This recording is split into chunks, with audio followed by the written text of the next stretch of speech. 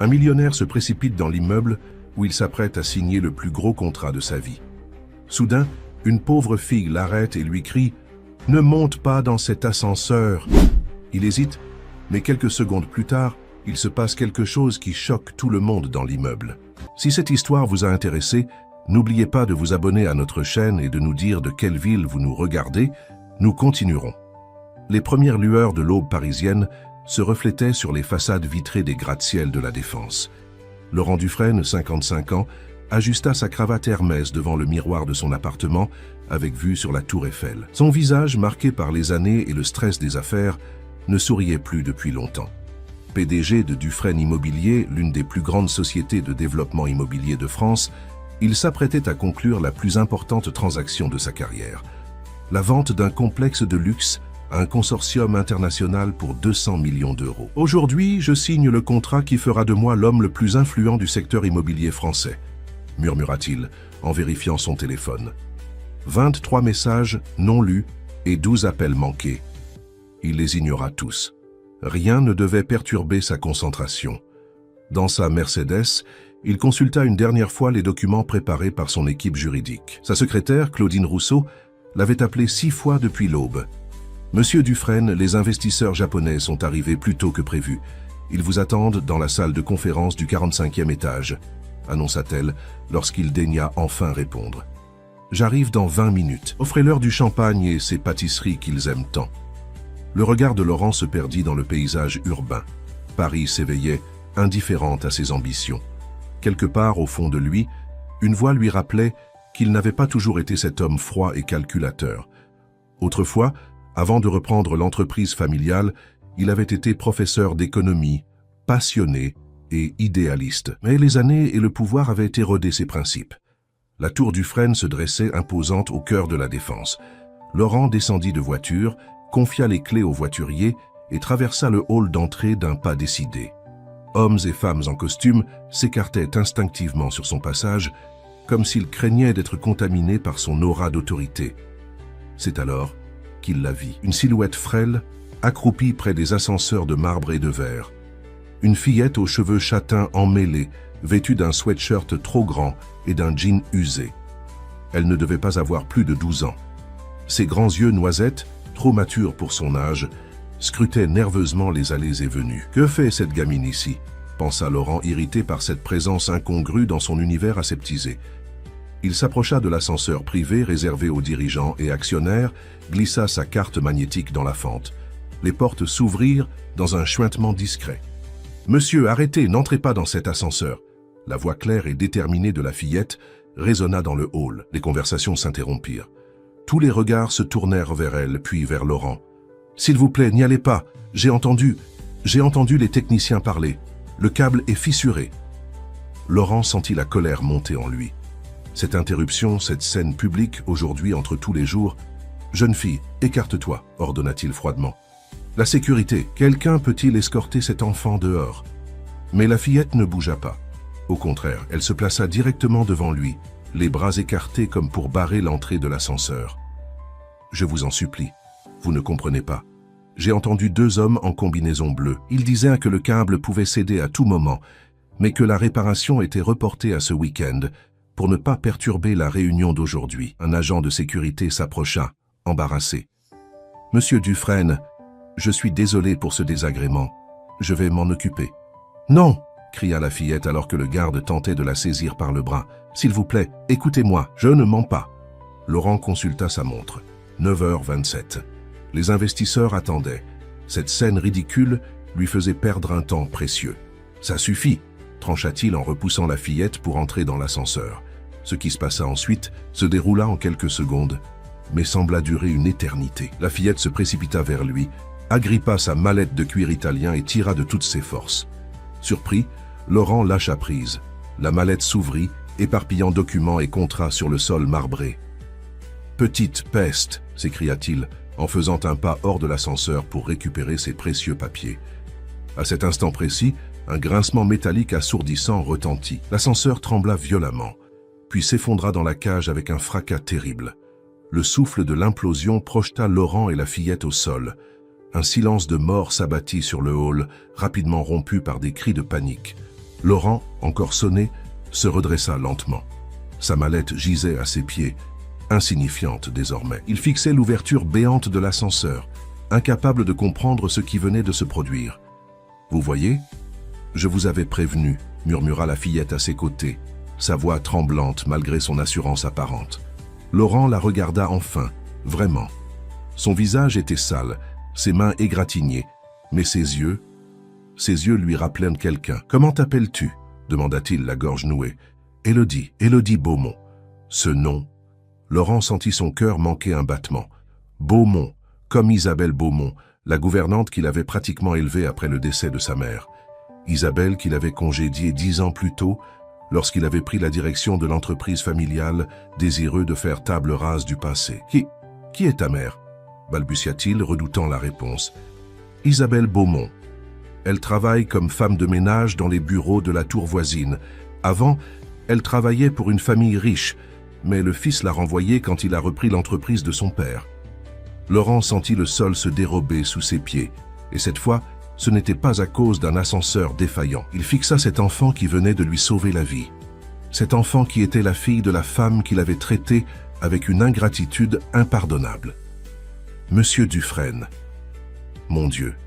Vous allez bien? Claudine, sa secrétaire, accourait vers lui, le visage déformé par l'inquiétude. Les investisseurs, ils ont entendu l'explosion. Tout le monde évacue l'immeuble. Mais Laurent n'écoutait plus. Son regard restait fixé sur Élodie, qui, gênée par cette attention soudaine, reculait discrètement vers la sortie. « Attends » s'écria-t-il en se levant d'un bond. « Ne pars pas, s'il te plaît. » Pour la première fois depuis des années, Laurent Dufresne prononçait ces deux mots. « S'il te plaît », comme si sa vie venait effectivement de basculer dans le vide, comme cet ascenseur qui aurait dû l'emporter. La main de Laurent tremblait encore lorsqu'il offrit un chocolat chaud à Élodie. Il s'était réfugié dans un petit café à 2 rues de la Tour, loin de l'agitation provoquée par l'incident. La fillette fixait la tasse fumante comme si c'était un objet étranger. « Tu n'aimes pas le chocolat » demanda Laurent, soudain conscient de son ignorance des goûts d'une enfant. « Si, j'adore ça » répondit Élodie en hésitant. « C'est juste que je n'en ai pas bu depuis longtemps. » Cette simple phrase fit l'effet d'une gifle à Laurent. Il observa plus attentivement la jeune fille. Ses vêtements propres mais élimés, ses chaussures trouées recouvertes de scotch, ses ongles rongés jusqu'au sang. Malgré tout, elle dégageait une dignité troublante. « Comment as-tu su pour l'ascenseur » demanda-t-il enfin. Élodie haussa les épaules. « Je passe beaucoup de temps dans le quartier. Je connais tous les gardiens, les agents d'entretien, les livreurs. Hier soir, j'ai entendu 2 techniciens parler pendant leur pause cigarette. Ils disaient que la direction avait reporté une réparation urgente pour ne pas perturber une grande réunion. » Laurent sentit la honte l'envahir. C'était lui qui avait rejeté la demande de maintenance, jugeant qu'elle pouvait attendre après la signature du contrat. « Pourquoi étais-tu là ce matin? Comment savais-tu qui j'étais » Le regard d'Élodie se voila. « Je vous ai reconnu. Maman garde votre photo dans un vieux cadre. Elle dit que vous étiez comme son fils avant. » Laurent détourna les yeux, incapable de soutenir ce regard accusateur. Il se rappelait Isabelle, ses mains douces, sa voix apaisante quand il rentrait de l'école, humilié par ses camarades qui le trouvaient trop studieux. Elle avait été son refuge, sa confidente. Et il l'avait remerciée par un licenciement froid, calculé, presque méprisant. « Où est ta mère maintenant? Comment va-t-elle » ? « Elle travaille. Elle fait des ménages dans 3 immeubles différents. Elle part à 5 heures du matin et rentre à 21 heures. Parfois, elle fait aussi des nuits comme garde-malade. Et toi, pendant ce temps ? Je me débrouille, répondit Élodie avec une maturité qui serra le cœur de Laurent. Après l'école, je reste dans le quartier. Je connais des endroits où on peut s'abriter quand il pleut. Vous n'avez pas de logement. Élodie hésita avant de répondre. On avait un petit appartement à Clichy, mais le propriétaire a augmenté le loyer et on n'a pas pu suivre. Depuis 3 mois, on dort dans une chambre d'hôtel social à Aubervilliers. Mais c'est temporaire. On doit partir la semaine prochaine. Laurent essaya d'imaginer Isabelle, cette femme fière et digne, contrainte de vivre dans un hôtel social avec sa fille. Cette même Isabelle qui avait refusé son aide financière après la mort de son mari, préférant travailler doublement dur pour conserver sa dignité. Élodie, est-ce que ta mère sait que tu es ici ? La fillette secoua la tête. Non, elle croit que je suis à l'école. Mais aujourd'hui, c'est jour de grève des professeurs. Le téléphone de Laurent vibra pour la énième fois. Il l'ignora à nouveau. « Monsieur, votre téléphone ?»« Appelle-moi Laurent, » dit-il doucement. « Et ne t'inquiète pas pour ça. J'ai des choses plus importantes à faire aujourd'hui que de répondre au téléphone. » Pour la première fois, un léger sourire éclaira le visage d'Élodie. Ce sourire réveilla quelque chose en Laurent, une émotion qu'il croyait morte depuis longtemps. « Est-ce que tu as d'autres amis dans ta situation? Des enfants qui vivent dans la rue ou presque ?» Le visage d'Élodie s'assombrit. « Oui, beaucoup. Il y a Théo et sa petite sœur Léa. Leur père est parti et leur mère a des problèmes. Vous savez, elle boit. Il y a aussi Karim. Il s'est enfui de son foyer d'accueil. Et puis Zoé, ses parents l'ont mise dehors quand ils ont découvert qu'elle était différente. » « Différente ? Elle aime les filles. Ses parents sont très religieux. » Laurent resta silencieux, assimilant ces informations. Des enfants abandonnés, rejetés, invisibles aux yeux de la société. Des enfants qui survivaient dans l'ombre des gratte-ciel rutilants où des hommes comme lui brassaient des millions. « Et vous vous entraidez ?» Élodie acquiesça avec fierté. « On partage tout, nourriture, vêtements, informations sur les endroits sûrs pour dormir. On se protège. » « Protéger de quoi ? Des grands qui veulent nous voler. Des adultes qui font semblant d'être gentils, mais qui sont dangereux. De la police aussi, parfois. » Laurent sentit son cœur se serrer davantage. Cet enfant vivait dans un monde parallèle, un monde d'insécurité permanente, à quelques mètres de son bureau climatisé où il se plaignait du prix du caviar lors des réceptions. « Tu as faim ?» demanda-t-il soudain. Élodie hésita, puis hocha timidement la tête. « Garçon, pouvez-vous nous apporter 2 croissants, 2 pains au chocolat et qu'est-ce que tu aimes d'autre ?»« Des fruits, » murmura Élodie. « J'adore les fraises. »« Et une salade de fruits, s'il vous plaît, la plus grande que vous ayez. » Pendant qu'Élodie mangeait, Laurent observait ses gestes. Elle prenait soin de mettre de côté la moitié de chaque pâtisserie, les enveloppant discrètement dans une serviette. « Pour tes amis ?»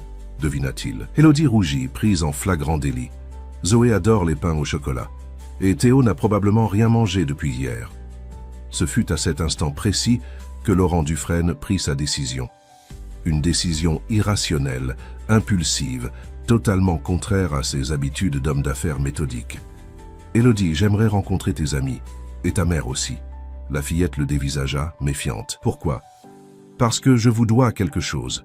À tous, je te dois la vie, mais je dois aussi beaucoup à ta mère. Et peut-être que je peux faire quelque chose pour vous aider. Tous. Vous voulez nous donner de l'argent ? » Le ton était presque accusateur. « Non, enfin pas seulement. Je veux comprendre, je veux voir. » Son téléphone vibra à nouveau. Cette fois, c'était Arnaud Mercier, son principal concurrent et ennemi juré dans le monde impitoyable de l'immobilier parisien. Probablement pour le narguer sur l'échec de sa réunion avec les investisseurs japonais. D'un geste décidé, Laurent éteignit son téléphone et le rangea dans sa poche. « Viens, dit-il en se levant, montre-moi où tu vis. » Le trajet jusqu'à Aubervilliers fut silencieux. Laurent conduisait sa Mercedes dans des quartiers qu'il n'avait jamais explorés, malgré ses décennies passées à Paris. Des immeubles délabrés, des commerces aux rideaux de fer tagués, des terrains vagues où s'entassaient des déchets. Un monde à des années-lumière des restaurants étoilés et des boutiques de luxe qu'il fréquentait. L'hôtel social était un bâtiment grisâtre, coincé entre une laverie automatique et un kebab. L'odeur de friture et d'humidité saisit Laurent à la gorge dès qu'il franchit le seuil. « C'est au 3e étage », indiqua Élodie en grimpant un escalier aux marches usées. « Chambre 307. » La chambre était minuscule. Un lit double, une table branlante, 2 chaises dépareillées. Dans un coin, une valise ouverte révélait des vêtements soigneusement pliés. Sur la table de chevet, un livre usé, Les Misérables de Victor Hugo, et une photo encadrée. Laurent s'approcha et reconnut l'image. C'était lui, à 20 ans, souriant aux côtés d'Isabelle. Ils étaient dans le jardin de la propriété familiale. C'était le jour où il avait obtenu son diplôme d'économie avec mention. Isabelle rayonnait de fierté, comme si c'était son propre fils qui venait de réussir. « Maman va rentrer vers 14 h aujourd'hui, » expliqua Élodie. « Elle a une pause entre 2 maisons. » Laurent consulta sa montre. 11 h 30. Il avait largement le temps de préparer ce qu'il allait dire à Isabelle. Comment s'excuser pour 10 années d'indifférence et d'ingratitude. Comment réparer l'irréparable? Tu veux voir où sont mes amis en attendant? Proposa Élodie. Ils quittèrent l'hôtel social et prirent un chemin qui longeait le canal Saint-Denis. Laurent observait ce paysage urbain défiguré avec un regard neuf. Des tags multicolores ornaient les murs de béton, témoins silencieux d'une jeunesse qui cherchait à exister. Des canettes vides et des emballages alimentaires flottaient sur l'eau stagnante du canal. « C'est par là », indiqua Élodie en s'engageant sous un pont. « On se retrouve souvent ici quand il pleut. » Laurent la suivit, mal à l'aise dans son costume 3 pièces qui détonnait cruellement avec l'environnement. Sous l'arche du pont, à l'abri des regards, un petit groupe d'enfants était rassemblé. Ils se figèrent en apercevant l'homme en costume qui accompagnait Élodie. « C'est qui, lui ?» lança un garçon d'une 12aine d'années, au visage émacié et aux yeux méfiants. « C'est Laurent », répondit simplement Élodie. « Il connaît ma mère. Il veut nous aider. »« Ouais, c'est ça, » ricana le garçon. Ricana. « Et moi, je suis le Père Noël. »« Théo, s'il te plaît, » intervint une fille plus âgée, peut-être 15 ans, aux cheveux courts, teints en bleu. « Laisse-le au moins parler. » Laurent s'avança, soudain conscient de l'absurdité de la situation. Que pouvait-il dire à ses enfants? Comment justifier sa présence? Comment leur faire comprendre qu'il venait d'avoir une révélation, que son monde s'était effondré comme cet ascenseur et qu'il voulait... Quoi, au juste? « Je m'appelle Laurent Dufresne, » commença-t-il maladroitement. « Je suis le PDG de Dufresne Immobilier. »« Un promoteur, » cracha Théo avec dégoût. « C'est à cause des gens comme vous qu'on n'a nulle part où aller. » Laurent encaissa le coup. Le pire, c'est que le gamin n'avait pas tort. Combien de familles avaient été déplacées pour faire place à ces projets de rénovation urbaine? Combien de loyers avaient augmenté dans les quartiers où il investissait? « Tu as raison, » admit-il. « Des gens comme moi font partie du problème. Mais aujourd'hui, je voudrais faire partie de la solution. » Élodie sortit de son sac les pâtisseries soigneusement emballées dans des serviettes. « Il m'a offert ça, et il m'a écouté quand je lui ai parlé de vous. » Une petite fille d'environ 8 ans, visiblement la sœur de Théo, s'approcha timidement. « Il y a du chocolat dedans. »« Oui, Léa. Tiens, celui-là est pour toi, » dit Élodie en lui tendant un pain au chocolat. Laurent observa les enfants partager équitablement la nourriture. Ils étaient 5 en tout. Théo et sa petite sœur Léa, la fille aux cheveux bleus qui devait être Zoé, un garçon d'origine maghrébine qui se tenait légèrement en retrait, probablement Karim, et une fillette plus jeune, peut-être 7 ans, aux tresses africaines. « Comment t'appelles-tu » demanda doucement Laurent à la plus jeune. « Aminata » répondit-elle en baissant les yeux. « Je suis née au Mali. »« Elle est arrivée avec sa mère il y a 2 ans, » expliqua Zoé. « Sa mère travaille comme aide-soignante, mais elle n'a pas encore de papier. Elles ont été expulsées de leur logement le mois dernier. » Laurent sentit un nœud se former dans sa gorge. Ces enfants avaient des histoires que personne n'écoutait, des vies que la société préférait ignorer. « Vous allez tous à l'école » demanda-t-il. Les regards échangés lui donnèrent la réponse avant même que Zoé ne prenne la parole. Théo et Léa, oui. Moi aussi, mais j'y vais quand je peux. Karim a arrêté l'année dernière. Et Aminata, c'est compliqué sans papier. Laurent s'assit sur un bloc de béton, tentant d'assimiler ces informations. Ces enfants, invisibles aux yeux de la société, avaient créé leur propre système de survie, leur propre famille. Qu'est-ce qui vous aiderait le plus? De quoi avez-vous besoin? La question sembla les prendre au dépourvu. Les enfants échangèrent des regards incertains, comme si on ne leur avait jamais demandé leur avis. « Un endroit sûr pour dormir », répondit finalement Karim, brisant son silence. « Pas juste pour une nuit, un vrai endroit. » « De la nourriture régulière, » ajouta Théo, sa méfiance légèrement atténuée. « Et des vêtements propres. »« Pouvoir aller à l'école sans avoir honte, » murmura Aminata. « Et que personne ne nous regarde comme des criminels, » conclut Zoé, comme si on avait choisi d'être là. Laurent hocha lentement la tête. Ses besoins, si fondamentaux, si humains, contrastaient violemment avec les préoccupations futiles qui avaient rempli sa vie jusqu'à présent. « Je peux vous aider, » dit-il avec une assurance nouvelle. « Je possède des immeubles, des ressources, des contacts. Je peux créer un endroit pour vous, pour d'autres comme vous. »« Pourquoi vous feriez ça ?» demanda Théo, toujours sceptique. « Qu'est-ce que ça vous rapporte ?» La question était légitime. Laurent lui-même n'était pas sûr de la réponse. Était-ce la culpabilité? La reconnaissance envers Élodie? Une tentative désespérée de rédemption? Parce que j'ai passé trop d'années à ignorer ce qui se passait autour de moi. Parce qu'aujourd'hui j'ai vu. Et une fois qu'on a vu, on ne peut plus faire semblant. Zoé s'approcha, son regard bleu intense scrutant Laurent comme pour juger de sa sincérité. « Si vous voulez vraiment aider, ne faites pas comme les autres. Ne nous promettez pas la lune pour disparaître après. On a l'habitude des belles paroles. Je ne disparaîtrai pas, affirma Laurent, je vous le promets. » Le téléphone d'Élodie, un vieux modèle rafistolé, vibra dans sa poche. Elle consulta l'écran et son visage s'illumina. « C'est maman. Elle est rentrée plus tôt que prévu à l'hôtel. Elle me cherche. » Laurent sentit son cœur s'accélérer. Isabelle, après toutes ces années, qu'allait-il lui dire? Comment réagirait-elle en le voyant? « On devrait y aller, » suggéra Élodie en rangeant son téléphone. Puis, se tournant vers ses amis, « Je reviendrai plus tard, avec de la nourriture. » Sur le chemin du retour, Laurent resta silencieux, perdu dans ses pensées. Il imaginait 1000 scénarios pour ses retrouvailles avec Isabelle, mais aucun ne semblait adéquat. « Elle ne va pas vous crier dessus si c'est ce qui vous inquiète, » dit soudain Élodie, comme si elle lisait dans ses pensées. « Maman n'est pas comme ça. Elle dit toujours qu'il faut pardonner. Elle parle de moi parfois ?» osa demander Laurent. « Oui.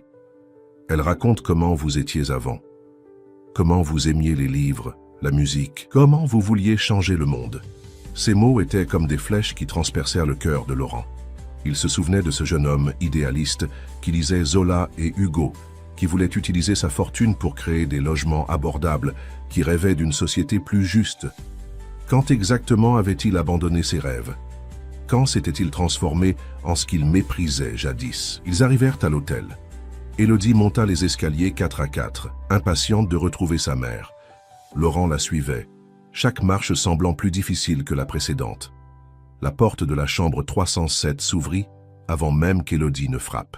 « Élodie, où étais-tu? Je me suis inquiété quand l'école m'a dit que tu n'étais pas venue ce matin. » Cette voix. Laurent la reconnut instantanément. Plus fatiguée peut-être, mais toujours aussi douce, aussi chaleureuse. « Maman, j'ai quelqu'un à te présenter », annonça Élodie en s'écartant pour laisser voir Laurent. Isabelle Beaumont se figea sur le seuil de la porte. À 49 ans, elle restait belle malgré les épreuves. Ses cheveux, autrefois d'un noir profond, étaient désormais striés de gris. Des rides marquaient les contours de ses yeux et de sa bouche. Mais son regard était le même. Doux, profond, incapable de dissimuler ses émotions. « Laurent » murmura-t-elle, une main sur le cœur. « Bonjour Isabelle » répondit-il, la gorge nouée. « Ta fille m'a sauvé la vie aujourd'hui. » Un silence lourd s'installa, chargé de 10 années de non-dits, de regrets, de chemins divergents. « Entre » dit finalement Isabelle en s'effaçant pour le laisser passer. « Le café n'est pas aussi bon que celui que tu aimes, mais il est chaud. » Le café était effectivement mauvais, mais Laurent le but avec reconnaissance. Assis sur l'une des chaises branlantes, il regardait Isabelle s'affairer dans l'espace exigu qui servait de cuisine. Ses gestes étaient les mêmes qu'autrefois, précis, économes, emplis d'une grâce naturelle. « Alors comme ça, ma fille t'a sauvé la vie », dit-elle en s'asseyant face à lui. Elle a toujours eu un don pour se trouver au bon endroit au bon moment. Élodie, assise sur le lit, observait ses retrouvailles avec curiosité. L'ascenseur principal de la tour du Frêne s'est effondré ce matin. J'étais sur le point d'y entrer quand Élodie m'a retenu. Isabelle pâlit. « Mon Dieu, est-ce que quelqu'un a été blessé ?» Toujours Isabelle, pensa Laurent. Sa première pensée était pour les autres, jamais pour elle-même. Non, heureusement. L'immeuble a été évacué. Une enquête est en cours. Un silence inconfortable s'installa. Tant de choses à dire, et pourtant les mots semblaient inadéquats. « Isabelle, commença Laurent. « Non, » l'interrompit-elle doucement. « Tu n'as pas besoin de t'excuser. C'était il y a longtemps. Les entreprises évoluent. Les employés aussi, j'ai compris. » Mais son ton disait le contraire, elle n'avait pas compris. Comment aurait-elle pu? Comment comprendre qu'un homme qu'elle avait pratiquement élevé puisse la congédier après 20 ans de loyaux services, sans même un regard en arrière? « Tu aurais dû me contacter, » dit Laurent, « me dire que tu étais dans cette situation. » Isabelle eut un sourire triste. « La fierté, Laurent. Tu te souviens de ce que ton père disait? Les Beaumont ont plus de fierté que de bon sens. » Il avait raison. « J'aurais dû savoir. J'aurais dû vérifier comment tu allais. » « Oui, tu aurais dû, » acquiesça-t-elle simplement, sans colère, juste avec une immense lassitude. « Mais nous n'en serions pas là si je n'avais pas été trop fier pour demander de l'aide. » Laurent regarda Élodie, puis Isabelle. Cette femme qui avait été comme une seconde mère réduite à vivre dans une chambre d'hôtel social avec sa fille. Cet enfant extraordinaire qui partageait le peu qu'elle avait avec d'autres plus démunis qu'elle. « J'ai rencontré les amis d'Élodie, dit-il. Théo, Léa, Zoé, Karim, Aminata. Des enfants merveilleux, dit Isabelle avec tendresse.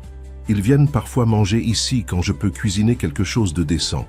Ils ont tous des histoires terribles, mais ils restent des enfants, avec cette capacité incroyable à trouver de la joie même dans les pires circonstances. Je veux les aider, annonça Laurent. Tous, toi, Élodie, les autres enfants. Et pas seulement avec de l'argent. Isabelle le dévisagea, cherchant à comprendre ce changement soudain. Qu'est-ce que tu proposes exactement? Je possède un immeuble à La Défense, pas loin de la tour du Frêne. Les 2 derniers étages sont pratiquement vides, utilisés seulement pour du stockage. Je veux les transformer en lieu d'accueil pour ces enfants. Un endroit où ils pourront dormir en sécurité, se nourrir correctement, étudier. Laurent, soupira Isabelle, ce n'est pas aussi simple. Ces enfants ont des situations compliquées. Certains sont en rupture familiale, d'autres sont sans papier. Je sais. J'ai des avocats, des relations. Je peux les aider à régulariser leur situation, à retrouver un cadre légal. Et que diraient tes actionnaires? Ton conseil d'administration? Convertir un espace commercial en foyer pour enfants des rues? Laurent sourit. Je suis l'actionnaire majoritaire. Et aujourd'hui, j'ai réalisé que certaines choses valent plus que des profits trimestriels. Tu as changé, constata Isabelle surprise. Non, répondit-il avec sincérité. Je me suis juste souvenu de qui j'étais avant de l'oublier. À cet instant, son téléphone, qu'il avait rallumé, vibra dans sa poche. C'était Claudine, sa secrétaire. « Monsieur Dufresne, où êtes-vous? Tout le monde vous cherche. Les investisseurs japonais menacent d'annuler le contrat si vous ne les contactez pas immédiatement. Le conseil d'administration est en session d'urgence. Et Monsieur Rivière demande votre démission. » Victor Rivière, son directeur financier et second actionnaire de l'entreprise. Un homme froid, calculateur, obsédé par les profits à court terme. « Claudine, annulez tous mes rendez-vous pour aujourd'hui et demain. Dites aux investisseurs que je les recontacterai la semaine prochaine. Quant au conseil, informez-les que je prends 1 semaine de congé personnel. Mais monsieur, ce contrat, c'est l'affaire de votre vie. »« Non, Claudine, » répondit Laurent avec une sérénité nouvelle. « L'affaire de ma vie commence aujourd'hui. » Il raccrocha sous le regard stupéfait d'Isabelle et Élodie. « Tu viens de renoncer à un contrat de combien ?» demanda Isabelle. « 200 millions d'euros approximativement. Pour nous aider, des inconnus ? Pour vous aider, toi et Élodie, ma famille en quelque sorte, et ces enfants ne sont plus des inconnus pour moi. Et maintenant ?» demanda Élodie, les yeux brillants d'espoir. « Maintenant, nous allons visiter votre nouveau foyer, » annonça Laurent en se levant. « Si vous êtes d'accord pour venir avec moi. » 1 heure plus tard, il se trouvait au 43e et 44e étage de l'immeuble Solaris, l'une des propriétés les plus récentes de Dufresne Immobilier. Comme l'avait dit Laurent, les espaces étaient quasiment vides, utilisés comme stockage temporaire pour du mobilier de bureau et des archives. On pourrait aménager l'étage supérieur en dortoir, expliqua Laurent, en les guidant à travers les vastes espaces. Avec des chambres individuelles pour certains, des espaces communs pour d'autres. Cet étage-ci pourrait accueillir une salle à manger, une cuisine, des salles d'études, peut-être même une petite bibliothèque. Élodie tournoyait au milieu de l'espace vide, émerveillée par les immenses baies vitrées qui offraient une vue panoramique sur Paris. « C'est comme un château dans le ciel », murmura-t-elle. Isabelle, plus réservée, posait des questions pratiques. Comment gérerais-tu l'aspect légal? Tu ne peux pas simplement accueillir des mineurs sans autorisation. J'y ai réfléchi, répondit Laurent. Nous créerons une fondation, la Fondation Beaumont, en ton honneur. Une organisation à but non lucratif dédiée à l'accueil et à la réinsertion des enfants en situation précaire. Je connais des juges, des assistants sociaux qui pourraient nous aider à obtenir les autorisations nécessaires. Et qui s'occuperait de ces enfants au quotidien? Des professionnels, bien sûr. Des éducateurs, des psychologues. Mais j'espérais aussi que toi... Isabelle sourit. Tu veux m'offrir un emploi, Laurent? Plus qu'un emploi, une mission. Diriger cette fondation. Tu connais ces enfants, ils te font confiance, et je te fais confiance aussi. Des larmes brillèrent dans les yeux d'Isabelle. Tu es sérieux, n'est-ce pas? Ce n'est pas juste un caprice d'homme riche qui cherche à se donner bonne conscience? Jamais je n'ai été aussi sérieux, affirma Laurent. Dès demain, je mets mon équipe juridique au travail. Dans 1 semaine, les travaux de rénovation commenceront. Dans 1 mois, les premiers enfants pourront emménager. Élodie, qui avait écouté cet échange, s'approcha timidement. « Et mes amis, Théo, Léa, Zoé, Karim, Aminata, ils pourront venir aussi, ils seront les premiers, promit Laurent. Et ensemble, nous en trouverons d'autres qui ont besoin d'aide. » Mais son téléphone vibra à nouveau, interrompant ce moment d'espoir. Cette fois, c'était un numéro inconnu. Laurent hésita, puis décrocha. « Laurent Dufresne, Monsieur Dufresne ?» résonna une voix grave qu'il ne reconnut pas immédiatement. « Ici François Moreau, du conseil d'administration. Je vous appelle pour vous informer que le conseil a voté à l'unanimité la suspension temporaire de vos fonctions, en attendant une évaluation de votre état mental. » Laurent sentit un frisson glacé parcourir son échine. « Mon état mental ?» répéta-t-il incrédule. « Votre comportement erratique d'aujourd'hui, votre disparition inexpliquée, votre refus de communiquer avec les investisseurs japonais. Le conseil s'inquiète, Monsieur Dufresne. Nous avons donc nommé Victor Rivière comme PDG par intérim. » Laurent serra les dents. Rivière. Évidemment, l'homme convoitait sa position depuis des années.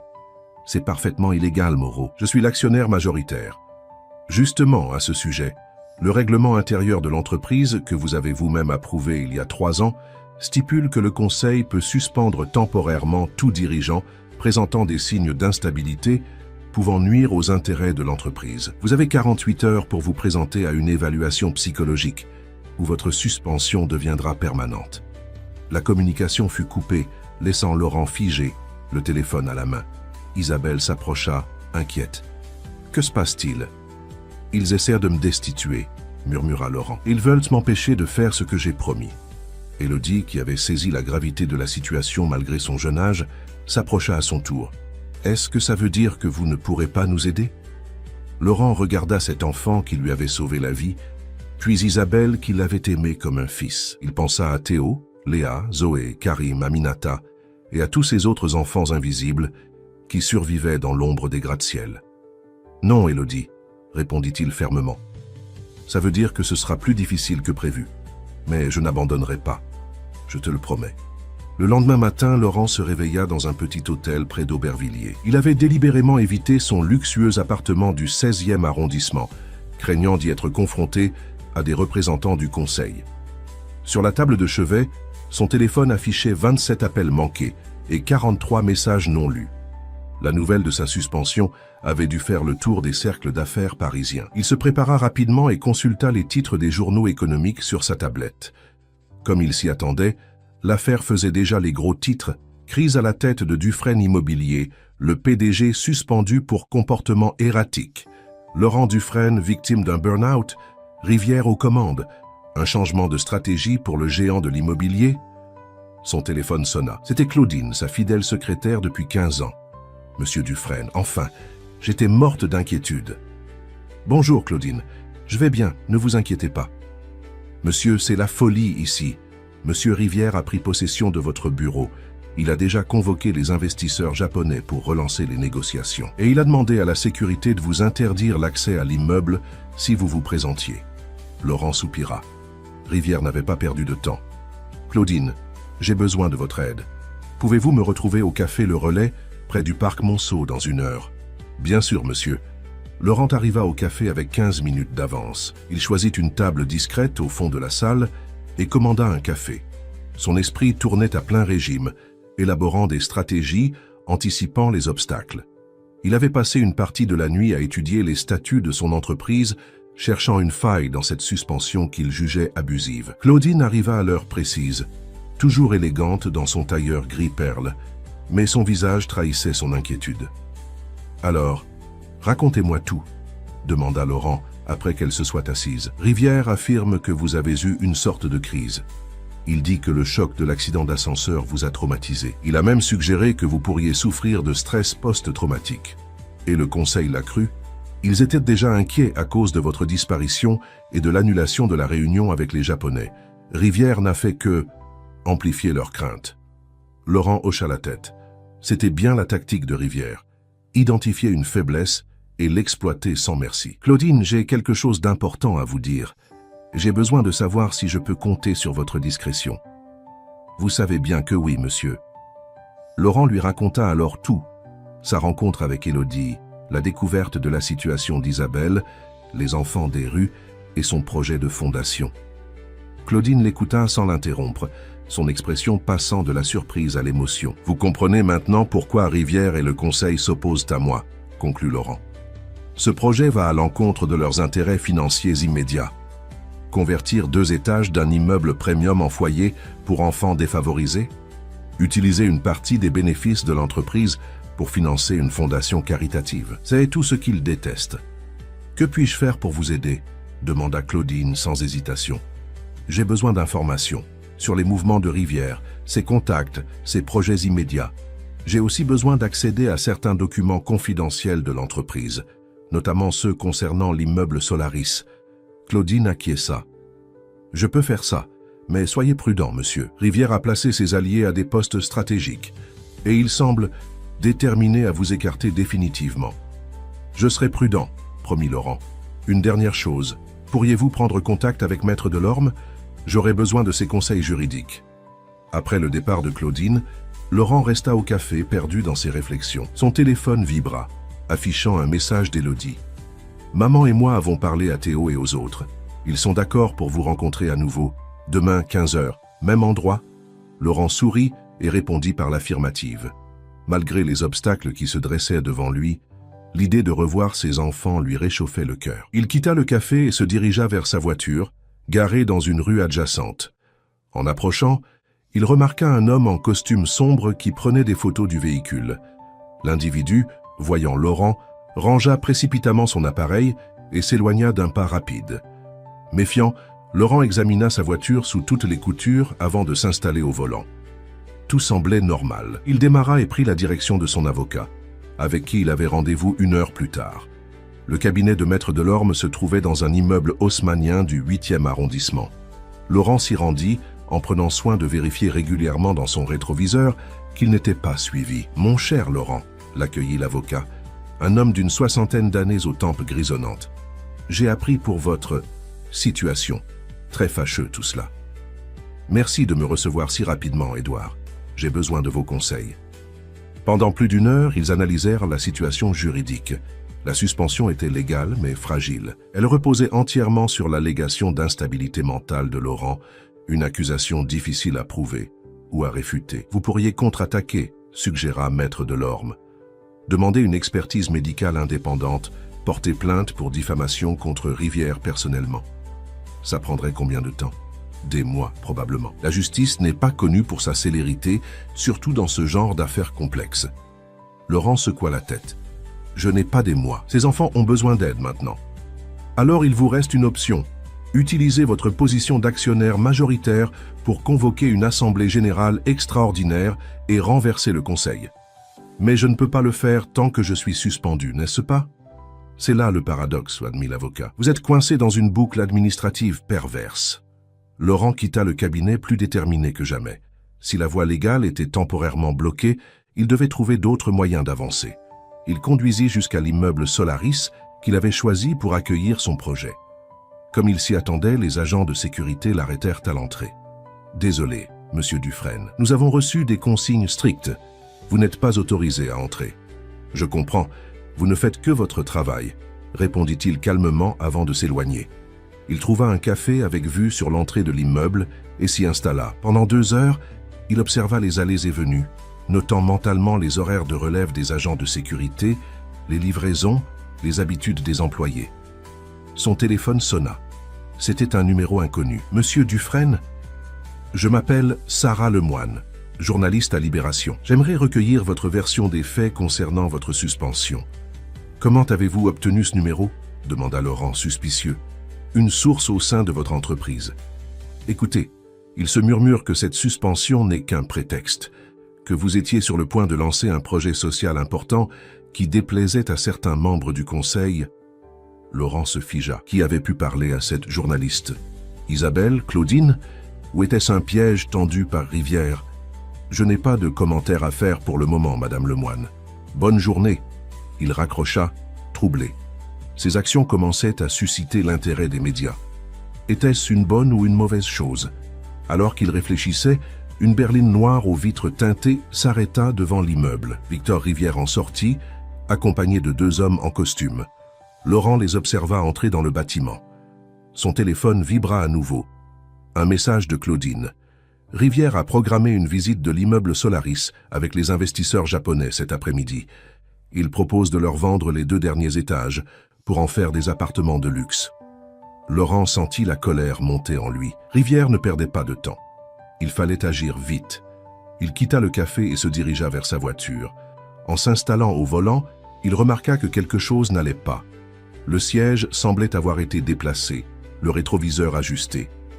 Quelqu'un avait fouillé son véhicule. Méfiant, il examina l'habitacle avant de démarrer. C'est alors qu'il remarqua un petit objet noir fixé sous le tableau de bord, un mouchard. Et à côté, presque invisible, un minuscule microphone. On l'espionnait. Laurent laissa les dispositifs en place et démarra normalement. Mais au lieu de se rendre à son hôtel, il se dirigea vers un garage qu'il connaissait bien dans le 19e arrondissement. « Antoine, dit-il au propriétaire, un vieil ami de son père, « j'ai besoin de ton aide et de ta discrétion absolue. » Le mécanicien examina les dispositifs, puis siffla entre ses dents. « Du matériel professionnel, Laurent. Pas le genre de truc qu'on achète sur Internet. Qui t'en veut à ce point ?»« J'ai ma petite idée, » répondit Laurent en pensant à Rivière. « Il y a autre chose, » ajouta Antoine en examinant les freins. Quelqu'un a trafiqué le système, pas assez pour le rendre totalement inopérant, mais suffisamment pour provoquer une défaillance à un moment critique. Un accident qui pourrait passer pour accidentel. Laurent sentit un frisson glacé parcourir son échine. Ce n'était plus seulement sa carrière qui était menacée, mais sa vie. « Tu peux réparer ça discrètement ?»« Bien sûr, mais Laurent, tu devrais peut-être prévenir la police ?»« Pas encore. Je n'ai aucune preuve contre qui que ce soit. Et dans ma position actuelle, une accusation sans fondement ne ferait que renforcer l'idée que je suis instable. » Antoine acquiesça à contre-cœur. « Je vais réparer les freins et laisser les mouchards en place, puisque c'est ce que tu veux. Mais fais attention à toi. » Laurent quitta le garage à pied, laissant sa voiture aux bons soins d'Antoine. Il héla un taxi et donna l'adresse de l'hôtel social où logeaient Isabelle et Élodie. En chemin, son téléphone sonna à nouveau. C'était Maître Delorme. « Laurent, j'ai une information qui pourrait vous intéresser. Savez-vous pourquoi Rivière était si pressé de conclure ce contrat avec les investisseurs japonais? Pour les 200 millions d'euros, j'imagine. Pas seulement. J'ai fait quelques recherches. Rivière possède personnellement 15% des parts d'une société écran basée à Singapour, qui elle-même détient 30% du consortium japonais. En d'autres termes, il vend à une entreprise qu'il possède partiellement, conclut Laurent. C'est un conflit d'intérêts manifeste. Exactement. Et il a soigneusement dissimulé ses liens au conseil d'administration. Laurent sourit pour la première fois de la journée. Édouard, vous êtes un génie. Envoyez-moi tous les documents que vous avez à ce sujet. Une arme. Il avait enfin une arme contre Rivière. Mais l'utiliserait-il et à quel prix? Laurent arriva à l'hôtel social alors que le soleil commençait à décliner. Isabelle l'attendait dans le petit hall d'entrée, l'air préoccupé. « J'ai vu les nouvelles, » dit-elle sans préambule.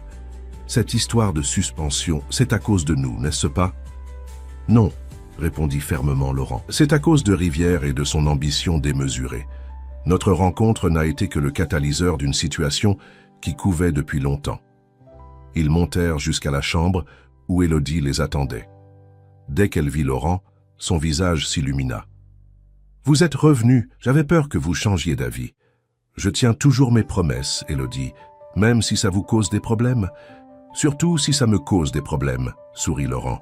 Les choses qui en valent vraiment la peine sont rarement faciles à obtenir. » Il leur raconta sa journée, omettant délibérément les détails concernant le sabotage de sa voiture pour ne pas les inquiéter davantage. « Que comptez-vous faire maintenant » demanda Isabelle. « J'ai des informations compromettantes sur Rivière. Je pourrais les utiliser pour le faire chanter, le forcer à annuler ma suspension.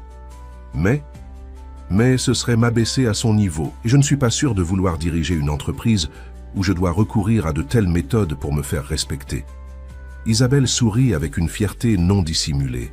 « Tu as changé, Laurent, ou plutôt, tu es redevenu celui que tu étais avant. »« J'ai une autre idée, » continua-t-il. « Je possède personnellement plusieurs propriétés à Paris, indépendamment de Dufresne Immobilier. L'une d'elles est un ancien hôtel particulier dans le Marais que je réservais pour un futur projet.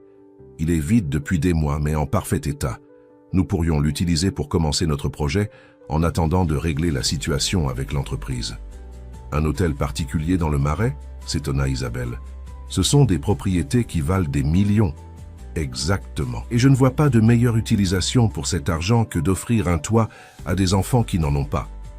Les voisins risquent de ne pas apprécier, fit remarquer Isabelle.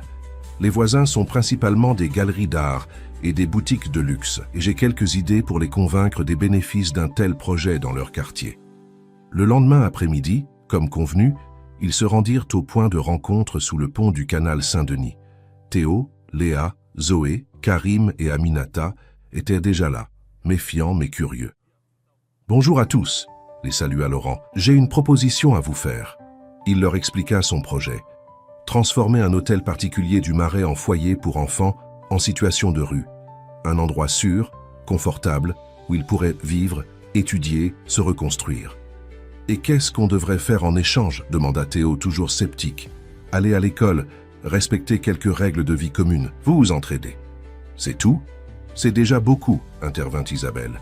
« L'école, c'est votre meilleure chance de vous construire un avenir différent. »« Et qui s'occuperait de nous » demanda Zoé. « Moi, pour commencer, » répondit Isabelle. « Avec l'aide de professionnels, des éducateurs, des enseignants bénévoles. Laurent a prévu un budget pour embaucher le personnel nécessaire. On pourrait décorer nos chambres comme on veut, s'enquit Aminata, la plus jeune, d'une petite voix. Laurent sourit. « Bien sûr, c'est votre maison que nous allons créer, pas une institution. »« Et ma mère ?» demanda Théo. « Elle a des problèmes, mais c'est quand même ma mère. »« Si elle accepte de se faire aider, elle sera la bienvenue, » assura Laurent. « Nous pouvons lui proposer un emploi à la cuisine ou à l'entretien, lui donner une chance de se reconstruire aussi. » Les enfants se consultèrent du regard, pesant le pour et le contre de cette proposition qui semblait trop belle pour être vraie. « On peut voir cet endroit d'abord ?» proposa Karim, parlant pour la première fois. « Bien sûr, nous pouvons y aller maintenant si vous voulez. » Ils prirent le métro jusqu'au Marais, formant un groupe hétéroclite qui attirait les regards. Laurent, en costume sur mesure, guidait cette troupe d'enfants aux vêtements usés, accompagné d'Isabelle qui veillait à ce que personne ne se perde en chemin. L'hôtel particulier se dressait dans une rue calme, sa façade du XVIIe siècle soigneusement restaurée, contrastant avec les boutiques design environnantes. Laurent ouvrit la porte avec une grosse clé ancienne. « Bienvenue dans votre nouveau foyer », annonça-t-il en les laissant entrer. L'intérieur était spacieux, lumineux, avec des plafonds hauts et des parquets anciens qui craquaient légèrement sous leurs pas. Un escalier majestueux menait aux étages supérieurs. « Il y a combien de chambres ?» demanda Zoé, stupéfaite par la beauté des lieux. 12 en tout, plus 2 salons, une grande cuisine, une salle à manger et une cour intérieure. Les enfants se dispersèrent pour explorer, leurs exclamations de surprise et d'émerveillement résonnant dans les pièces vides.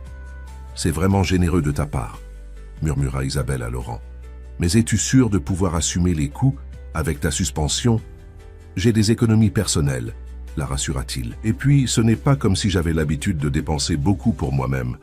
Mon appartement est déjà payé, ma voiture aussi. Qu'est-ce que je pourrais faire de mieux avec cet argent ?»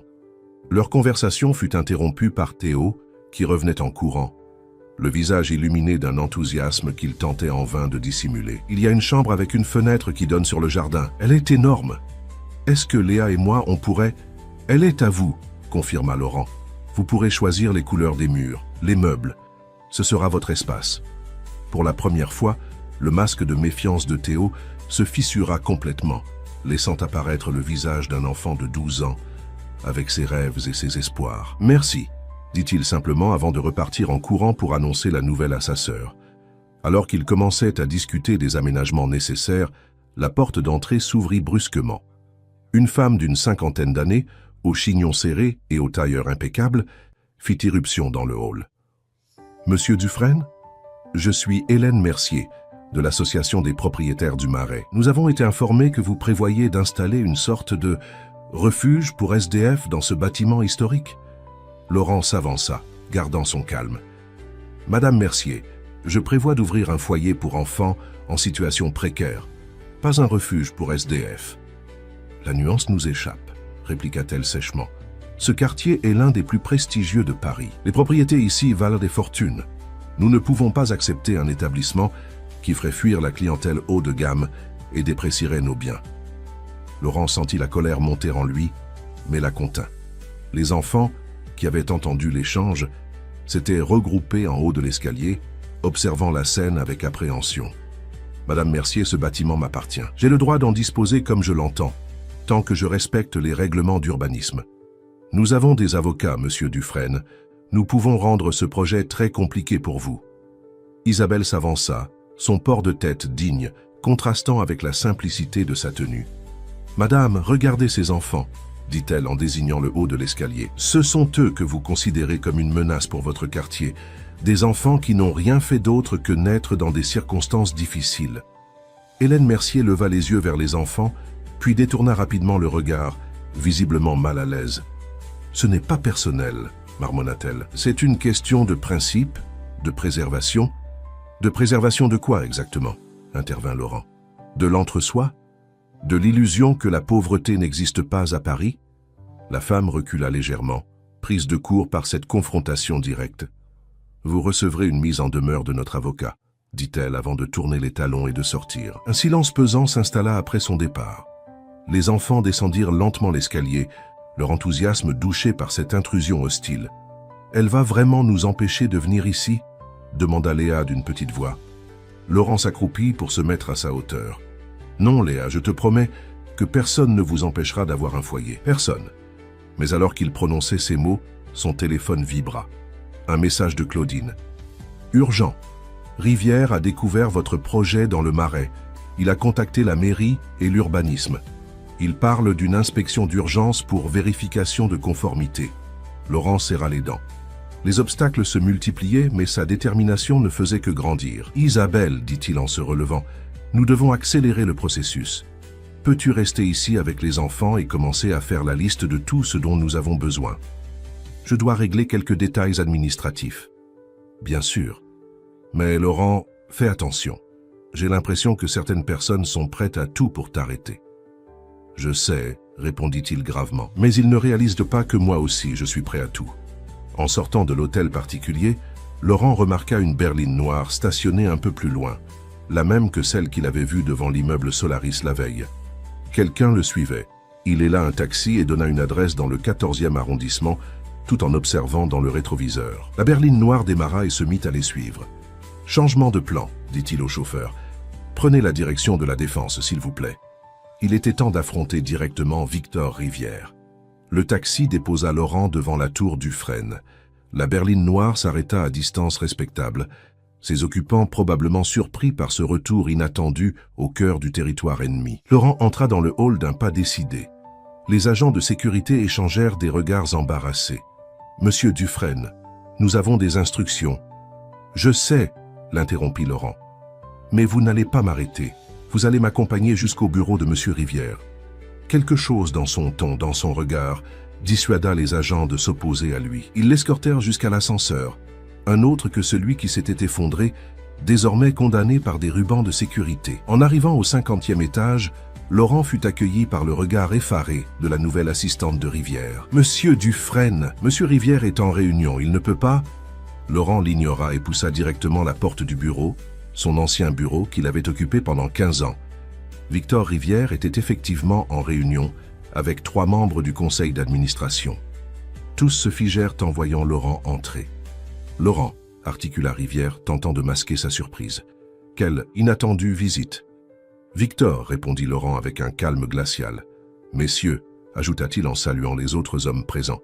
« Je ne vous dérangerai pas longtemps. »« Vous n'êtes pas autorisé à être ici » intervint François Moreau, le membre du conseil qui l'avait informé de sa suspension. « La sécurité m'a gentiment escorté, » coupa Laurent. « Je voulais simplement vous informer en personne de mes intentions. » Un silence tendu s'installa. Rivière se redressa, tentant de reprendre l'avantage. « Et quelles sont ses intentions, Laurent ? » Acceptez enfin l'évaluation psychologique que nous vous recommandons. Reconnaître que vous traversez une période difficile et que vous avez besoin d'aide. Laurent sourit, d'un sourire qui n'atteignait pas ses yeux. « Non, Victor. Je viens vous informer que je vais tenir une conférence de presse demain matin, à 10 h. J'y annoncerai la création de la Fondation Beaumont, dédiée à l'accueil et à la réinsertion des enfants en situation de rue. Je préciserai également que cette fondation est financée par mes fonds personnels et qu'elle n'a aucun lien avec Dufresne Immobilier. » Rivière se détendit visiblement. Si c'est un projet personnel, nous n'avons rien contre cela. Mais vous comprenez que votre état actuel... Je n'ai pas terminé, poursuivit Laurent. Je révélerai également lors de cette conférence que ma suspension est directement liée à ce projet humanitaire, que certaines personnes au sein de cette entreprise considèrent comme incompatible avec l'image de marque de Dufresne Immobilier. Les 3 membres du conseil échangèrent des regards inquiets. L'opinion publique pouvait rapidement se retourner contre une entreprise perçue comme opposée à une cause aussi louable que l'aide à l'enfance défavorisée. Ce serait regrettable d'en arriver là, dit Moreau, le premier à saisir les implications. Peut-être pourrions-nous trouver un arrangement. Je ne suis pas venu négocier, répondit Laurent. Je suis venu vous informer et aussi vous prévenir, Victor, que je connais l'existence de votre participation dans le consortium japonais. Conflit d'intérêts caractérisé, dissimulation d'informations au Conseil. Les autorités financières seraient très intéressées par ces détails. J'en suis certain. Le visage de Rivière se décomposa. C'est du chantage. C'est de la transparence, corrigea Laurent. Exactement ce que vous prétendez défendre quand vous parlez de ma supposée instabilité mentale. Il se tourna vers la porte, puis s'arrêta. Une dernière chose. Je sais pour la voiture, le mouchard, le micro, les freins. Si quoi que ce soit arrive à moi ou aux personnes qui me sont chères, ces informations seront immédiatement transmises aux autorités avec toutes les preuves nécessaires. Sans attendre de réponse, il quitta la pièce, laissant derrière lui un silence stupéfait. Dans l'ascenseur qui le ramenait au rez-de-chaussée, Laurent sentit l'adrénaline retomber. Il avait joué son va-tout, conscient des risques, mais il ne pouvait plus reculer maintenant. En sortant de la tour, il constata que la berline noire avait disparu. Un bon signe peut-être? Son téléphone vibra. Un message de Claudine l'informant que Rivière avait convoqué une réunion d'urgence du conseil pour le soir même. Laurent sourit. Les choses bougeaient enfin. Il retourna à l'hôtel particulier du Marais, où Isabelle et les enfants l'attendaient avec impatience. « Comment ça s'est passé ?» demanda Isabelle dès qu'il franchit la porte. « Disons que j'ai fait bouger les lignes », répondit-il en remarquant les cartons et les sacs qui s'empilaient dans le hall. « Qu'est-ce que c'est que tout ça ?»« On a commencé à s'installer », expliqua Élodie avec enthousiasme. « Zoé et moi, on a choisi la chambre bleue au 2e étage. Théo et Léa prennent celle qui donne sur le jardin. » Laurent sourit en voyant leur excitation. Malgré les obstacles, malgré les menaces, ses enfants recommençaient à espérer, à se projeter dans l'avenir. C'était pour cela qu'ils se battaient. « Et toi, Karim, quelle chambre as-tu choisi ?» demanda-t-il au garçon qui restait légèrement en retrait. « Celle à côté de l'escalier, » répondit-il timidement. « Comme ça, je peux entendre si quelqu'un entre pendant la nuit. » Cette réponse serra le cœur de Laurent. Ce garçon, malgré son jeune âge, avait déjà développé des réflexes de survie, une vigilance permanente qui n'aurait jamais dû être le lot d'un enfant. « Tu sais, dit-il en s'approchant de Karim, bientôt tu n'auras plus besoin de t'inquiéter pour ça. Ici, tu seras en sécurité. Je te le promets. » Le garçon hocha la tête, pas tout à fait convaincu, mais voulant y croire. Isabelle prit Laurent à part pendant que les enfants continuaient leur exploration de la maison. « J'ai contacté une amie qui travaille dans l'éducation nationale, » lui dit-elle. « Elle peut nous aider pour les démarches administratives, l'inscription des enfants dans les écoles du quartier. Mais elle m'a prévenu que nous aurons besoin d'autorisations officielles pour accueillir des mineurs. Nous ne pouvons pas simplement les installer ici sans cadre légal. »« Je sais, » répondit Laurent. « J'y travaille. J'ai rendez-vous demain avec une juge pour enfants que je connais. Elle pourra nous guider dans les démarches. »« Et qu'en est-il de ta situation avec l'entreprise ? » ?»« Ça va se régler, » affirma-t-il avec plus d'assurance qu'il n'en ressentait réellement. « L'important pour l'instant, c'est de garantir la sécurité et le bien-être de ses enfants. » Le lendemain matin, Laurent se leva tôt. Il avait passé la nuit dans l'une des chambres de l'hôtel particulier, refusant de retourner à son appartement par mesure de précaution. Les révélations qu'il avait faites à Rivière la veille pouvaient entraîner des représailles, et il préférait rester proche des enfants pour les protéger.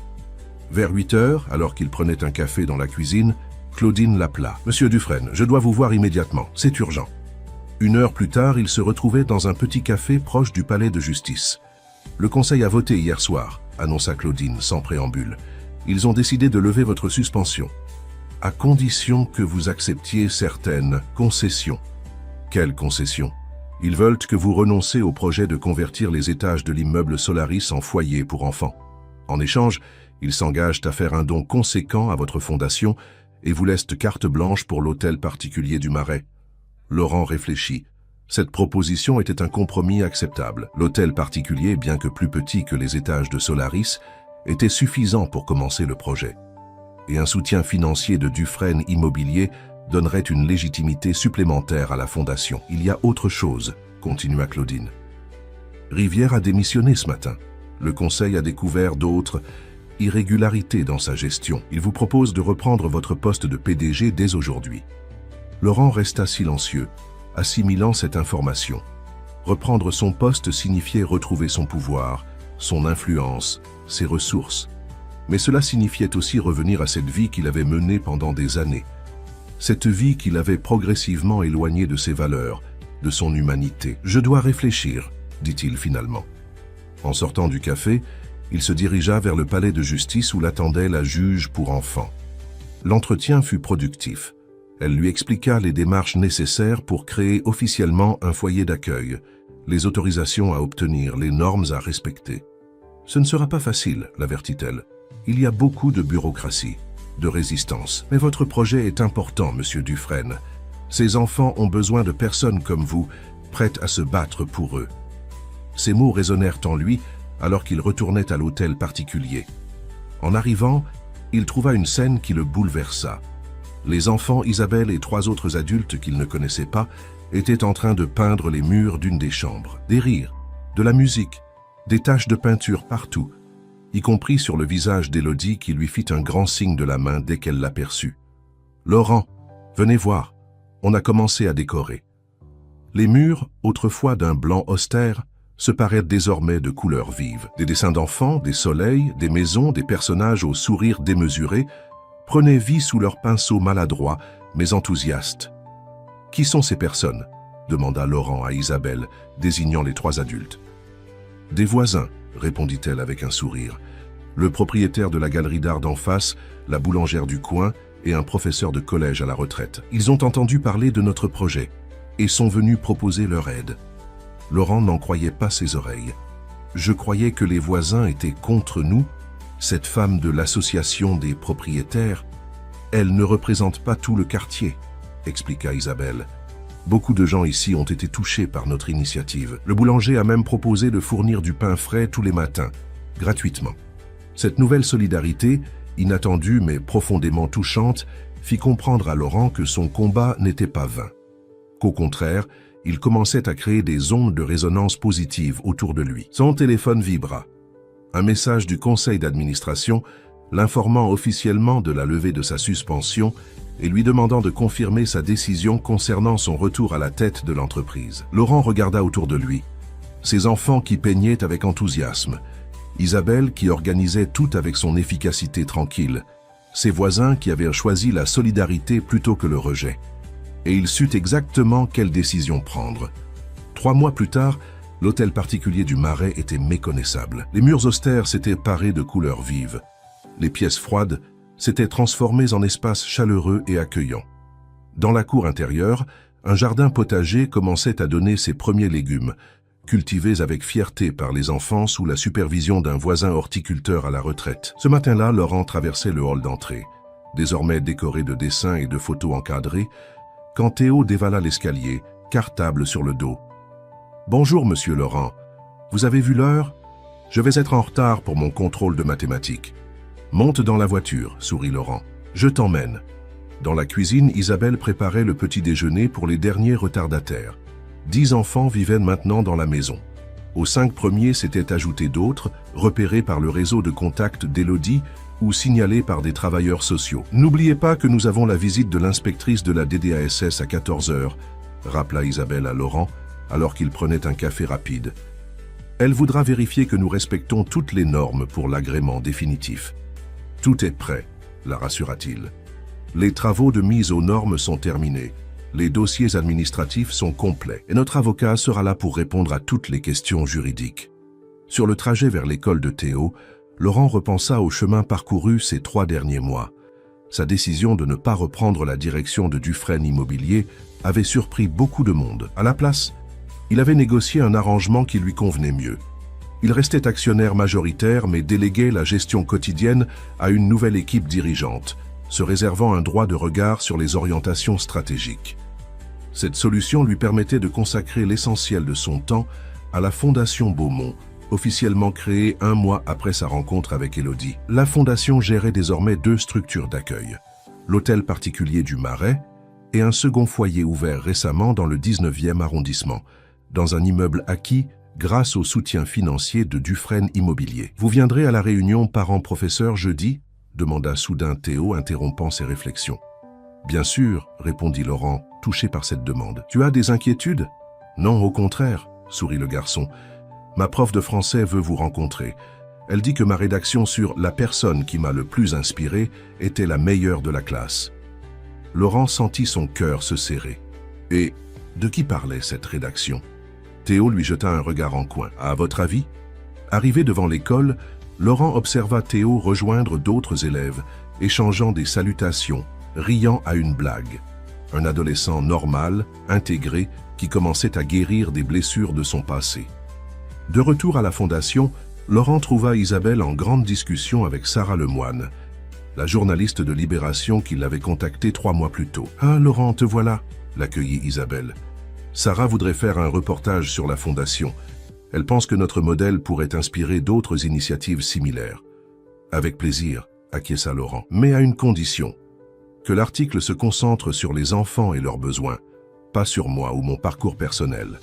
La journaliste accepta et ils passèrent la matinée à discuter du fonctionnement de la Fondation, de ses objectifs, de ses premiers succès, mais aussi des difficultés rencontrées.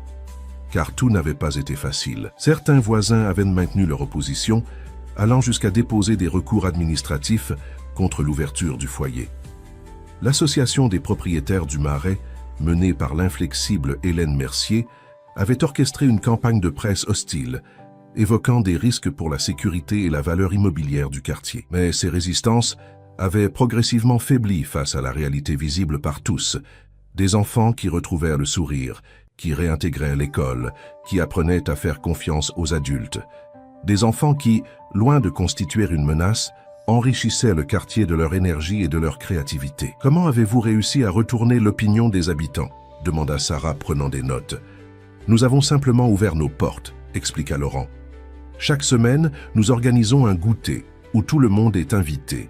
Les enfants préparent des gâteaux, présentent leurs créations artistiques, racontent leurs progrès à l'école. Les gens ont pu voir par eux-mêmes que ces enfants n'étaient pas des cas sociaux dangereux, mais simplement des jeunes qui avaient le besoin d'une seconde chance. À 14 heures précises, l'inspectrice de la DDASS arriva.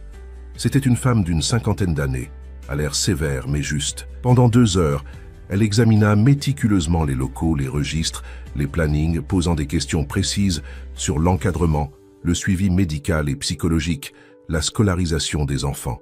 « Vos installations sont impeccables, Monsieur Dufresne, conclut-elle finalement. Et votre équipe éducative est remarquablement qualifiée. Je vais recommander l'attribution de l'agrément définitif. » Laurent et Isabelle échangèrent un regard soulagé. Cet agrément était crucial. Il garantissait la pérennité de leur action et ouvrait droit à des subventions publiques qui compléteraient les financements privés. « Il y a cependant un point que je voudrais aborder, » ajouta l'inspectrice. « La situation de Karim. Karim, 15 ans, était le seul des enfants qui restait en marge, réticent à s'intégrer pleinement. Sans papier, traumatisé par son parcours, il refusait de retourner à l'école et passait la plupart de son temps isolé dans sa chambre. Nous sommes conscients du problème, admit Laurent. Notre psychologue travaille avec lui 2 fois par semaine et nous avons entamé des démarches pour régulariser sa situation administrative. Bien, approuva l'inspectrice. Tenez-moi informé de son évolution. Ces cas complexes nécessitent patience et persévérance. Après son départ, Laurent monta au 2e étage et frappa doucement à la porte de Karim. N'obtenant pas de réponse, il entra délicatement. Le garçon était assis sur son lit, dessinant sur un carnet. Ses dessins, d'une précision remarquable, représentèrent des bâtiments, des perspectives urbaines, des structures architecturales complexes. « Ce sont des dessins extraordinaires, » dit Laurent en s'approchant. « Tu as un vrai talent. » Karim haussa les épaules, mais Laurent perçut une lueur de fierté dans son regard. « Tu sais, avant de me lancer dans l'immobilier, j'ai étudié l'architecture, continua-t-il. J'ai encore tous mes livres, mes instruments de dessin, Si ça t'intéresse, pourquoi vous faites tout ça? L'interrompit soudain Karim. Pourquoi vous vous occupez de nous? Qu'est-ce que ça vous apporte? La question abrupte méritait une réponse sincère. Pendant des années, j'ai construit des immeubles sans penser aux gens qui y vivraient ou qui ne pourraient pas y vivre. J'ai accumulé de l'argent, du pouvoir, des biens matériels. Et j'étais vide. Élodie m'a sauvé la vie, littéralement. Mais vous tous, vous m'avez sauvé d'une manière différente. Vous m'avez rappelé ce qui compte vraiment. Karim le fixa longtemps, comme s'il évaluait la sincérité de ses paroles. « Je voudrais devenir architecte », dit-il finalement. « Construire des maisons pour ceux qui n'en ont pas. Alors nous t'aiderons à y parvenir », promit Laurent. En descendant, il croisa Élodie qui rentrait de l'école, rayonnante dans son uniforme de collégienne. Qui aurait pu imaginer, 3 mois plus tôt, que cet enfant des rues brillerait maintenant dans l'un des meilleurs établissements de Paris? « Laurent !» s'exclama-t-elle en le voyant. « J'ai eu 18 en mathématiques, et la prof dit que je pourrais intégrer la classe d'excellence l'année prochaine. » « Je n'en ai jamais douté, » sourit-il en l'enlaçant brièvement. Le soir venu, tous se réunirent dans la grande salle à manger. Enfants, éducateurs, bénévoles, cette famille improvisée partageait le dîner dans un joyeux brouhaha.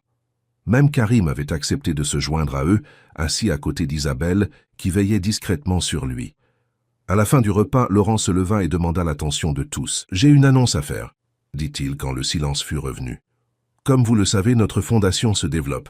Le foyer du 19e arrondissement accueille déjà 5 enfants et nous avons des demandes pour 20 places supplémentaires. » Des murmures enthousiastes parcoururent l'assemblée.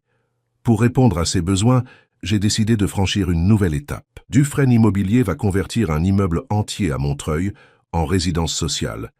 6 étages, 30 appartements, des espaces communs, un jardin. Un lieu où des familles entières pourront se reconstruire. La surprise se lisait sur tous les visages, y compris celui d'Isabelle qui n'était pas au courant de ce projet. Le conseil d'administration a approuvé ce matin, poursuivit Laurent. Nous allons créer un modèle innovant, alliant logement social, accompagnement professionnel pour les parents et soutien éducatif pour les enfants. Mais ça va coûter une fortune, objecta l'un des éducateurs. L'argent est fait pour être utile, répondit simplement Laurent. Et je ne serai pas seul dans cette aventure. D'autres entreprises ont accepté de s'associer au projet. Des architectes, des urbanistes, des travailleurs sociaux. Beaucoup de gens veulent contribuer à un monde plus juste. Alors que les discussions enthousiastes reprenaient, Laurent sentit une main se glisser dans la sienne. C'était Isabelle, les yeux brillants d'émotion. « Quand je pense à l'homme que tu étais il y a 3 mois et à celui que tu es devenu, je suis redevenu celui que j'étais vraiment, » corrigea-t-il doucement. « Celui que tu as contribué à façonner quand j'étais enfant. » Le lendemain matin, une assemblée extraordinaire fut convoquée à la fondation. Tous les enfants, tous les adultes, étaient réunis dans le salon principal, curieux de connaître la raison de cette convocation inhabituelle. Laurent se tenait debout face à eux, l'air à la fois solennel et joyeux. À ses côtés, Isabelle semblait particulièrement émue. « Il y a 3 mois, commença-t-il, j'étais un homme différent, un homme qui avait oublié l'essentiel, qui courait après des chimères de réussite et de pouvoir. Et puis Élodie a croisé mon chemin. » La jeune fille rougit sous les regards qui se tournèrent vers elle. « Elle m'a sauvé la vie au sens propre, mais vous tous, vous m'avez sauvé d'une autre façon. Vous m'avez rappelé que la vraie richesse n'est pas dans les comptes bancaires ou les titres prestigieux. Elle est dans les liens que nous tissons, dans les vies que nous transformons, dans l'espoir que nous semons. » Il fit une pause, cherchant ses mots. « Aujourd'hui, je voudrais officialiser quelque chose qui, dans mon cœur, est déjà une réalité. Isabelle !» Il se tourna vers elle, lui prenant les mains. « Accepterais-tu de diriger la Fondation Beaumont? Pas comme employée, mais comme cofondatrice, avec les mêmes droits et pouvoirs que moi ?» Des larmes coulaient librement sur les joues d'Isabelle. « Oui !» murmura-t-elle. « Bien sûr que oui. » Des applaudissements éclatèrent dans la salle. Puis, dans un mouvement spontané, Élodie se leva et vint enlacer Laurent et sa mère. Théo et Léa suivirent, puis Zoé, Aminata, et même Karim, habituellement si réservé. Bientôt, tous formèrent un cercle, unis dans cette étreinte collective qui symbolisait leur nouvelle famille. Plus tard, alors que la vie reprenait son cours normal dans la maison, Laurent se retrouva seul dans le jardin. Il contemplait les jeunes plants de tomates que les enfants avaient mis en terre, symbole parfait de cette renaissance collective. Une voiture s'arrêta devant la maison. Laurent reconnut la berline noire qu'il avait suivie quelques mois plus tôt. Cette fois, il n'éprouva aucune inquiétude. Victor Rivière en descendit, visiblement mal à l'aise. « Bonjour Laurent », dit-il en s'approchant. « Je passais dans le quartier et... »« Épargne-moi les prétextes, Victor », l'interrompit Laurent sans animosité. « Que veux-tu » L'ancien directeur financier hésita puis se lança. « Je voulais voir de mes propres yeux. Ce projet dont tout le monde parle. Cette fondation qui transforme des vies. Et qu'en penses-tu » ? « C'est impressionnant, » admit Rivière. « Différent de ce que j'imaginais. » Un silence s'installa entre les deux hommes, chargés du poids de leur passé commun, de leurs affrontements, de leurs visions divergentes du monde. « Tu sais, » dit finalement Rivière, « quand j'ai orchestré ta suspension, je pensais vraiment que tu avais perdu la raison. Un homme d'affaires accompli qui abandonne tout pour s'occuper d'enfants des rues, ça a semblé fou. Et maintenant ? Maintenant, je me demande si ce n'est pas nous qui sommes fous, à courir après l'argent, le pouvoir, les titres, à sacrifier notre humanité sur l'autel de la réussite. » Laurent observa son ancien rival avec surprise. Était-il sincère, ou jouait-il un rôle comme il l'avait toujours fait ? « Qu'attends-tu de moi, Victor ?»« Une chance, » répondit-il simplement. « Une chance de faire partie de quelque chose qui a du sens. Ta fondation cherche des partenaires financiers pour le projet de Montreuil, n'est-ce pas ? Je pourrais y contribuer. Personnellement, pas au nom de l'entreprise. » Laurent le dévisagea longuement. La méfiance était naturelle après tout ce qui s'était passé. Mais n'était-ce pas précisément le but de la fondation ? Offrir des secondes chances, croire en la capacité des gens à changer, à s'améliorer ? « Viens, » dit-il finalement. « Je vais te présenter aux enfants. Ce sont eux qui jugeront si ta proposition est sincère. » Alors qu'ils se dirigèrent vers la maison, Élodie apparut sur le seuil, son visage s'illuminant en voyant Laurent. « Laurent, Karim a accepté de retourner à l'école. Il veut s'inscrire au cours du soir pour rattraper son retard. » Cette nouvelle, simple mais significative, résumait tout ce pourquoi il se battait. Redonner espoir, rouvrir des possibles, reconstruire des vies brisées. Laurent regarda autour de lui. Cette maison jadis froide et vide, désormais pleine de vie et de promesses. Ces enfants autrefois invisibles, maintenant reconnus dans leurs valeurs et leur potentiel. Cette communauté qui se construisait jour après jour, dépassant les clivages sociaux, les préjugés, les peurs. Il réalisa alors que le véritable miracle n'était pas qu'Élodie lui ait sauvé la vie ce jour-là, dans le hall de la Tour du Frêne. Le véritable miracle était cette chaîne de solidarité, de compassion et d'espoir qui s'était formée à partir de ce moment, transformant non seulement sa vie, mais celle de tous ceux qu'elle touchait. Et cette chaîne continuerait de s'étendre, maillon après maillon, vie après vie, créant un monde où aucun enfant ne serait plus invisible, où chaque être humain aurait droit à la dignité, à la sécurité, à l'amour. C'était là, comprit Laurent, sa véritable fortune. Une richesse que rien ni personne ne pourrait jamais lui enlever.